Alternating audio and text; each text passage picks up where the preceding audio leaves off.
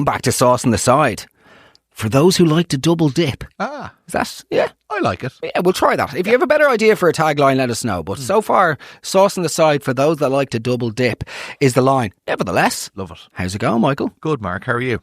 It's Tuesday. I'm going on holidays tomorrow. I have never been more happy in my entire life. I'd say you're counting down the minutes. Genuinely, I have that giddiness. It's like the akin to walking to the pub or the bar, wherein the giddiness that you have then is better than the expectations that my brain is creating for this holiday are so wildly superior. Reality could never possibly meet these expectations. So invariably, I'll be disappointed in the fact why even bother going in the first place. So I'm not going on holidays. It's over. Nevertheless, guys, Taylor Swift got married. The biggest wedding of the year?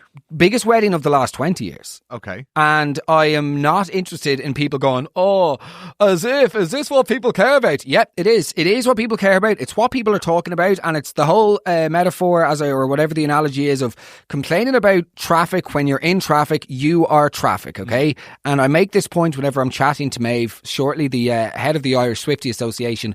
But we are what we pay our attention to, okay? And society is the same. Society becomes what it pays its attention to.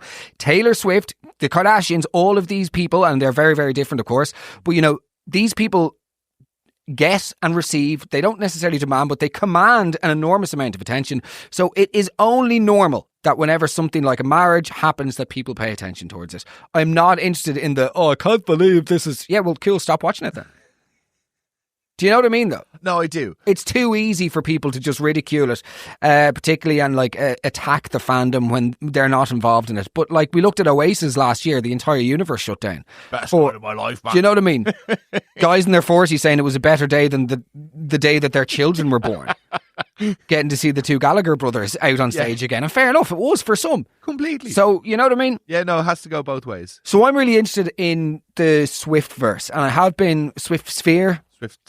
Swift Sphere. I suppose I have been for a while, because I'm interested in any community that sort of transcends the original purpose of gathering. Do you know what I'm saying? So as in, like, what Taylor Swift does is she's an artist, she's multi-award winning Grammy, actress, artist, everything. Okay, she's prolific songwriter, all the rest. But there's that.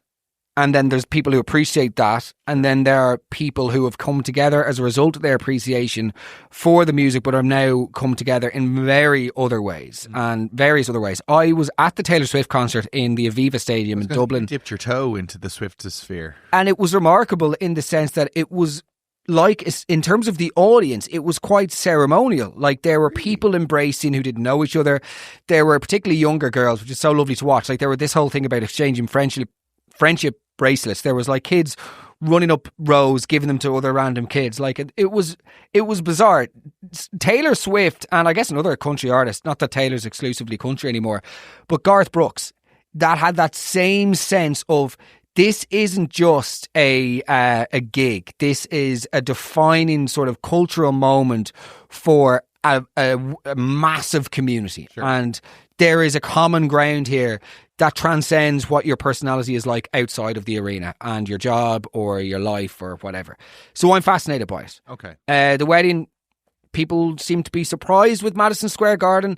I wasn't. Were you not? I think it makes perfect sense that if you want to go somewhere that's absolutely secure and safe, which by the way, at the end of the day, the woman is a billionaire who, it would be a safety issue for her to be anywhere that, the likes of the paparazzi or other people could get access to her. Like, that's the level of success and fame that she has. And I think there's nowhere she could go nowadays with tech. There is nowhere she could go in the world that a drone wouldn't get access to, or more nefarious people. So I think going somewhere right in the centre of New York City and having it completely shut down, as in Madison Square Garden, I think makes sense. Yeah, I suppose I didn't think about it that way. When I first heard Madison Square Garden, I wondered, was it to have such a distraction or something? Yeah, or also, but like to have such a big crowd. Like, I don't mean fans, I mean like hundreds of people, because obviously she is so massive within the music industry that, like, there's probably that guest list is probably endless, and even with Kelsey as well, within football, like they have two massive cohorts of groups of people who they want to be there. I didn't know if it was for scale or for privacy, but the privacy does make a lot of sense. I would have suspected for privacy largely, but also, we get these things where people go, oh, I can't imagine that on my wedding day. Yeah, but like, you're not Taylor Swift though. You're Janine from Meabh. Like, there's a difference. There's a difference. None of us can imagine what it feels like to be in the context. It's like with Tiger Woods or anybody that's achieved a level of stardom that is so incomprehensible, even to normal, when I say normal, run-of-the-mill Oscar winners or Grammy Award-winning artists. Like, the levels of stardom that Taylor Swift or Tiger Woods or certain people like this have achieved is... we can never understand what that's like, so we can't put ourselves in her position. No, that's very true. And she probably has any amount of advisors and has done exactly research. Like, she's not just picking it on. She goes, let's see, is the function room in McGowan's? You know what I mean? Like, come on. Nevertheless, I don't think myself or yourself are educated enough on the matter of Swift to give a swift delivery of or a breakdown of the wedding. No. So I think I wanted to get into this. I wanted to look into the sort of universe of Swifties in Ireland, and I did a bit of digging online, and we got in touch with Meabh, who is the head of the Irish Swiftie Association, and she's joining us today in the show, and it's quite interesting. Like, it is interesting. I don't know if many of you guys, from my DMs last week, it seems like a lot of you are Swifties, so that's great that there is a correlation.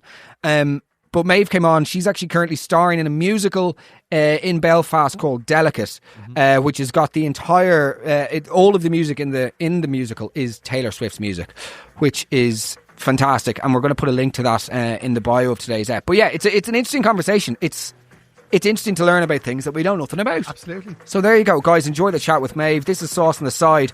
For those who like a double dip, I don't know if I don't like that. I don't like the slogan, I don't think. It's a bit like an ad for a takeaway or something, or, I don't know. Can we do better? Let me know. Anyway, guys, without further ado, here's our chat with the head of the Irish Taylor Swift Association. Have a good day. We'll see you tomorrow for the weekly roast. All the best.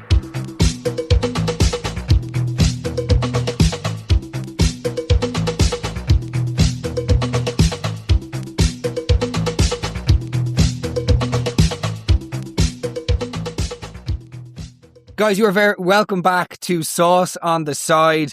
Today is a spectacularly special episode because today we have Meabh Broderick, who is the head of the Irish Swiftie Association, legitimate governing body, in the studio to join us. Meabh, how are you getting on? I'm not too bad. How are you? I'm very well. Listen, this is firstly, thank you for joining us. It's obviously you're a busy woman at the moment, what with the wedding that's just happened, but then also you are currently writing and scoring a Taylor Swift musical, right? Well, I'm not in the creative team on the musical. I'm in the cast of the musical. But yes, so it's a busy weekend. We've had all the news this past weekend of the royal wedding, as it was last Friday. And then also, yes, I'm up in Belfast and I'm part of this musical called Delicate, a new musical, which was written, it's a brand new story written by Diarmuid and Victoria McLachlan up here. And it all is scored by the music of the one Taylor Swift. Wow. Well, we're going to include the link to that at the end of the show.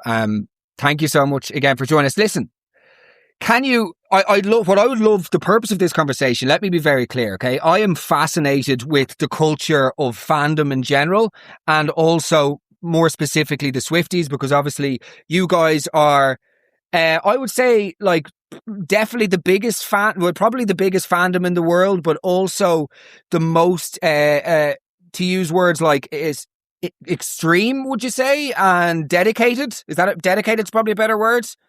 I would say dedicated, yeah. Like, I think you can definitely kind of equate it to the likes of like the Beatles and Michael Jackson back in the day. But I think today Swifties are a very dedicated group of people, but it's nearly more of just a community and a very kind of supportive group of people that we will support Taylor, but it's nearly more grown beyond her in a way that it's a community of people that transcends just shares the artist, and there's like the original purpose that you came together was the shared enjoyment of her music, but that community has evolved since then. And I mean, I think, like, could you give me that's sort of what interests me in the fact that, like, I love a community wherein people who are entirely different to each other and would, you know, on paper perhaps never spend time together, come together and support each other because there is this, like, common goal that is greater than themselves. And I have a huge vested interest in communities like that. Can you give me just like a brief history first about Swifties in Ireland, but then also to somebody who is, I mean, let's be honest, there are very few listeners who won't be aware of what a Swiftie is. Can you give us like a brief intro into Swifties overall and then the history of Swifties in Ireland? Yes, well, so I think Swifties has evolved a lot over the years, I think specifically due to social media. So looking at it now is very different to how it was maybe 10 years ago, you know, it's 20 years of her career now. But I think the Eras Tour is what really made Swifties kind of solidify themselves as this kind of long-lasting community group.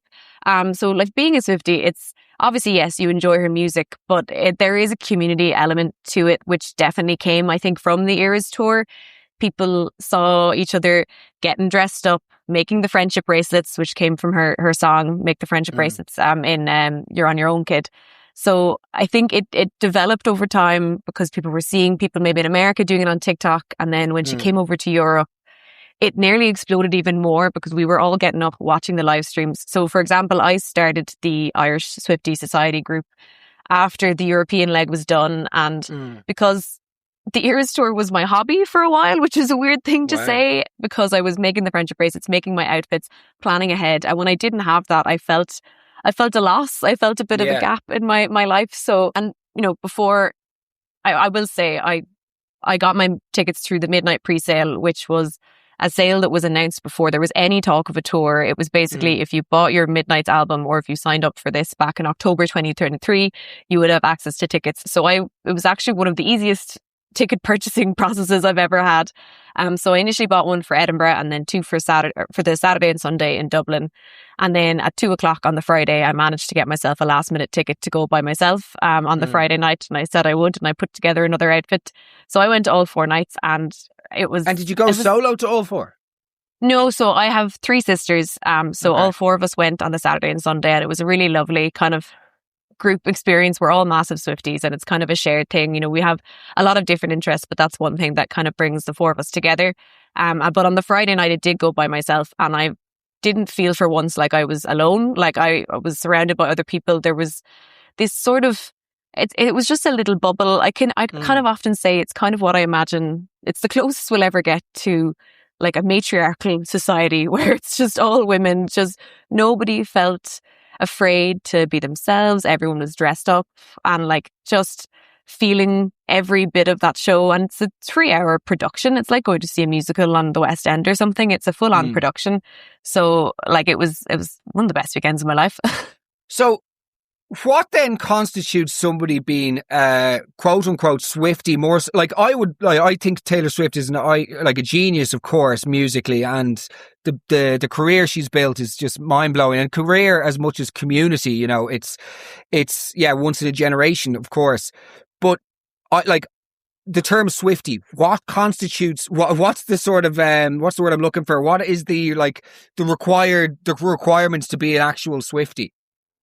I don't think there's any specific requirements because there will be a lot of people that are Swifties that maybe just are there for the music and don't maybe indulge in the lore, as we say. Whereas there are other people that, like myself, that will kind of love to talk about different elements of what she's doing in her life. But for the most part, Swifties, I think we get a bad rep for being kind of crazy and obsessed. But especially this past weekend, the kind of general consensus a lot of people have is like, they like to hear about what she's doing from her and anything that she wants to give us and feed us. But we're very conscious of not wanting things about her life leaked in a way that she doesn't want to be leaked. So there are a lot of different, I think, qualifiers that make you Swiftie. What platforms do you guys communicate on then? WhatsApp was the main one. So we have, I set up the group on Instagram, but then we have 2 WhatsApp groups currently because I'm from Cork, but I live in Belfast. So there's a group in Belfast that has about 100 people in it. And there is about maybe 50 people in the Cork one. So it's mainly just used to chat and back and forth. And it's great for like, if I've not been on social media, I'll still get my updates about if there's new merch dropping or if she's releasing new music or if there's been hints about something. But it's also a great way. There are often events up here and kind of around Ireland called Swiftigeddons, which I think kind of came from the Eras tour, but they still go on now, where it's a club night where they exclusively play Taylor Swift musics. And it's kind of a nice throwback to the Eras tour, where it's again, you could go on a night out. You don't feel like you need to drink. You don't have to be worried about what you're doing or anything. You can wear whatever you want. And it's all of these Swifties of different levels. Again, like some people are just there to enjoy the music. Some people are there who know every single word to all the songs. But that's kind of where the initial reason I made the group was because I wanted people to go to these Swiftigeddons with me. And it's just a really lovely group now that people are constantly messaging in, and there's a great support system as well, for, if there's any other things happening in people's lives. And then it's used to kind of, if there's ever any events or anything in Belfast, or Cork that people want to go to together, it's a great way to find fellow Swifties. Amazing. How much money would you say you've spent on Taylor Swift directly and indirectly over the last 20 years? Oh God. Well, I'm not a vinyl collector, so at least I will say I save a bit of money there. Yeah. But I do like to buy at least one version of each CD she releases. And I buy the cardigan. You still buy a CD? I'll still buy a CD, mainly because for the Eras tour, it helped me get my tickets, so I can't take that risk ever again of not buying one. But I like to indulge in some of the cardigans she releases, which is probably the biggest one. So it would be about 70 quid for a cardigan maybe once a year, twice a year. Okay.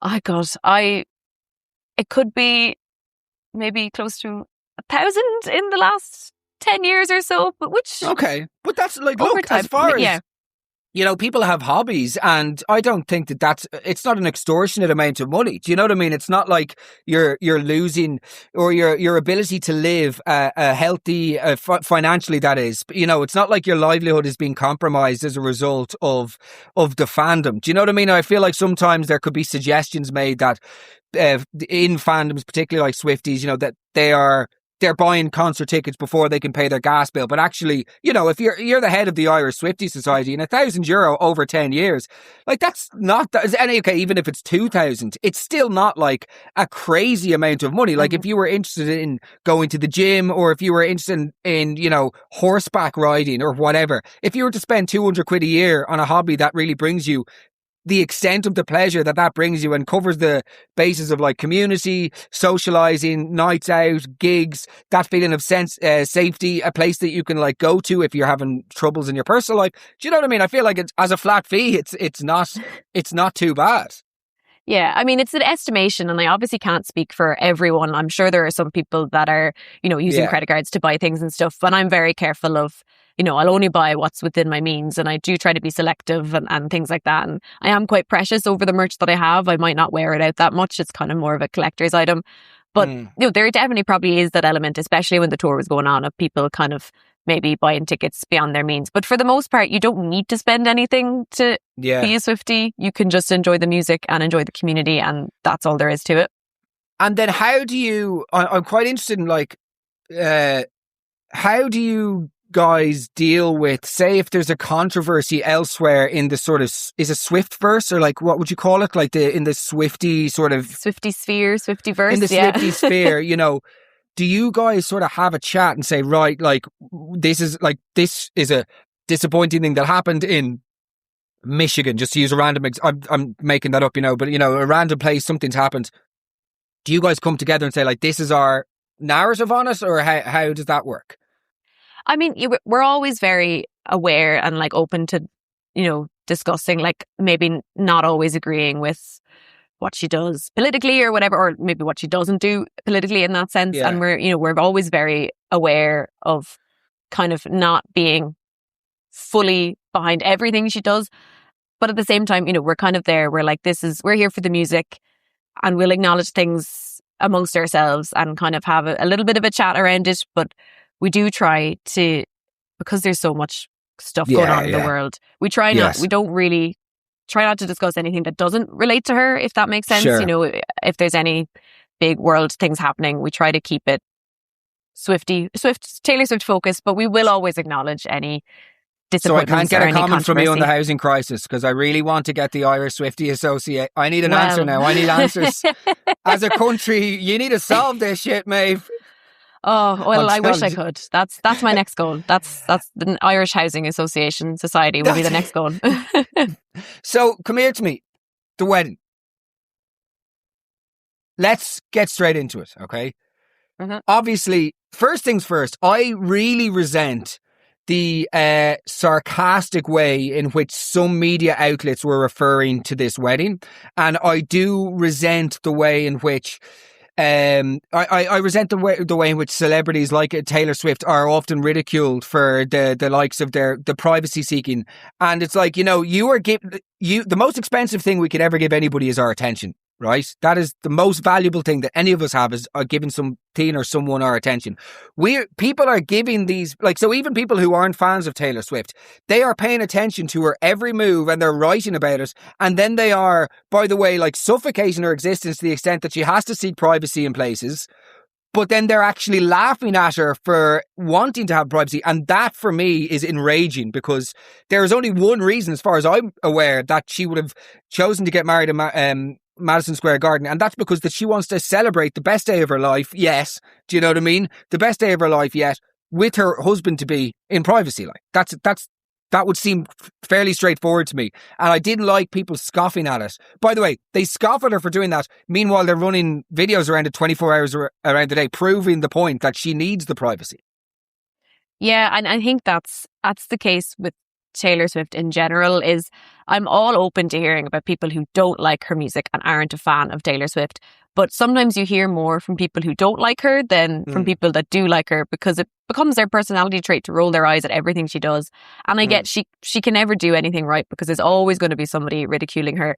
But I fully understood. Like, to be honest, I was quite skeptical that the Madison Square Garden thing was going to be happening until the day before, when we saw everything what was going on in the underground tunnels o' Swift. What was the crack?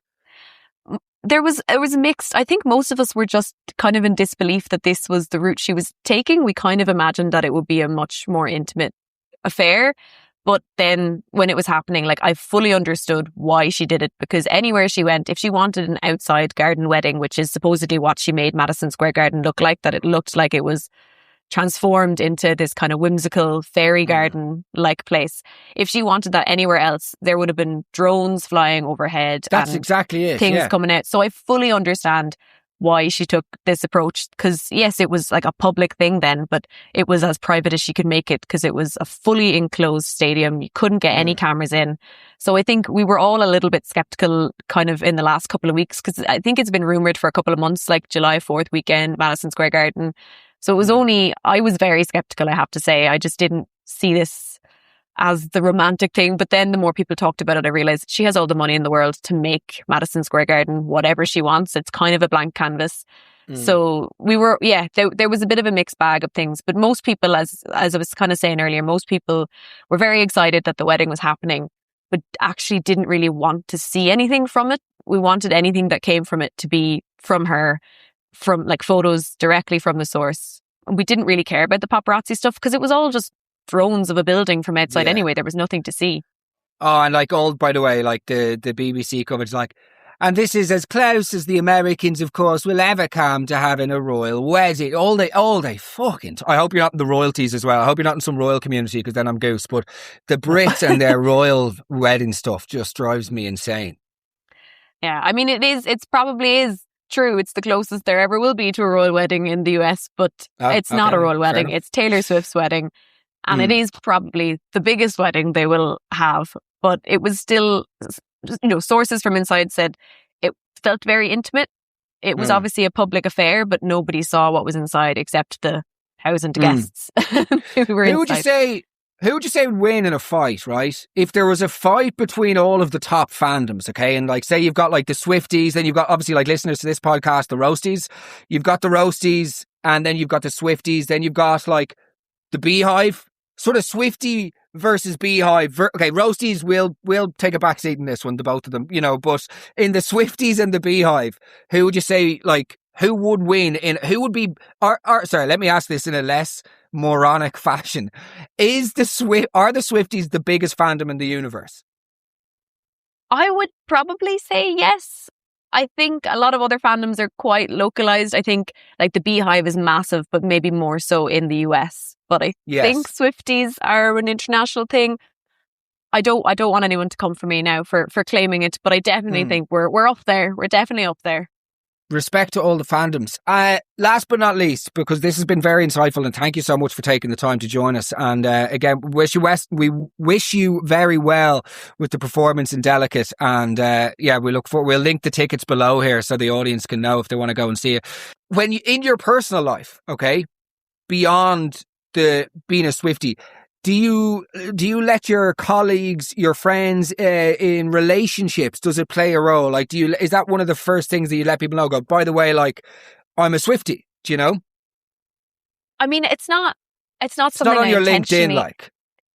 It's not on my LinkedIn, but it is on my Hinge. It's on your Hinge. Okay. It is. I think it's a very good litmus test for people to see whether they roll their eyes or not. But it's not something I like intentionally tell people, but it comes out very quickly. Yeah. Well, that's understandable if it's a massive hobby. Have you ever met her? Oh, no. I hope to someday. But I think I would like to meet her in like a professional capacity. I don't want to meet her as a fan. I would like to meet her in some sort of professional sphere where we could be friends. Well, can I break your heart? Oh, I don't know. I'm ready for it. I was leaving the studio. No, she's not going to come in. Look, Taylor. I was leaving the studio about a year ago. Eras tour in Dublin, and 3 vans, blacked out vans, with the massive police escort. And there she was, got stopped at the traffic lights. She rolls down the window. Oh, Megan, I fucking love the roast, mate. Cheers, Tails. And off she went. Get on a t-shirt.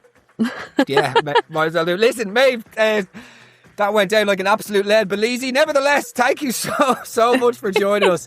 It's been a complete pleasure. As I said, best of luck in the show, and best of luck with all things Swiftie. It's so interesting to hear about how these communities work. And by the way, well done. Like any community that is helping people, particularly young women, feel safe.